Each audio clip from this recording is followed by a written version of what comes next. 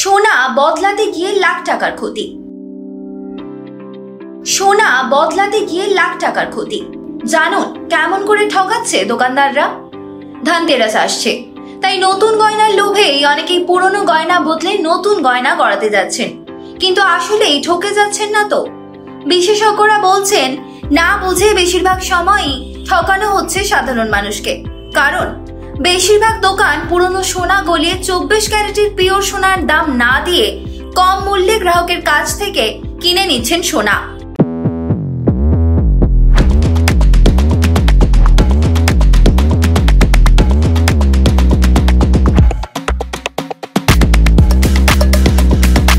চলতি বাজার দর অনুযায়ী 24 ক্যারেট অর্থাৎ 10 গ্রাম সোনার দাম 1,26,000 টাকা।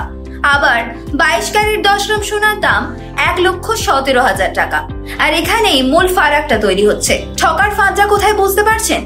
ধরুন আপনার পুরনো গয়না 22 ক্যারেটের, আর আপনি সেটা অন্য দোকানে বদল করতে গেলেন। সেই দোকানে সোনা গলিয়ে দেখলো কতটা নিরেট সোনা বা পিওর গোল্ড আছে। আবার ধরুন 500 মিলির গয়না থেকে 300 মিলি খাঁটি সোনা বেরোলো, সেটাই 24 ক্যারেটের পিওর সোনা। কিন্তু অধিকাংশ দোকান 24 ক্যারেটের দাম দেয় না, বরং 22 ক্যারেটের দরে হিসাব করে, ওজনে কিছুটা বাদ দিয়ে। ফলে গ্রাহকরা ঠকেন চুপচাপ। এবার আসি আরো বড় চালাকির কথায়। যদি আপনার সোনা পরীক্ষায় 22 ক্যারেটের নিচে আসে, দোকানদার বলবে আমরা 18 ক্যারেটের সোনাকে 22 ক্যারেট করেছি, তাই ওজন একটু কমেছে।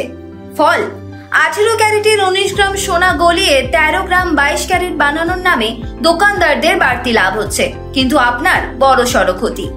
তাই বিশেষজ্ঞরা পরামর্শ দিচ্ছেন পুরনো সোনা গলানোর আগে বাইরের কোনো পরীক্ষিত জায়গায় গলিয়ে বিল সহ নগদে টাকা তুলে নিন। দাম যাচাই করুন 24 ক্যারেটের হার অনুযায়ী হিসাব পাচ্ছেন কিনা।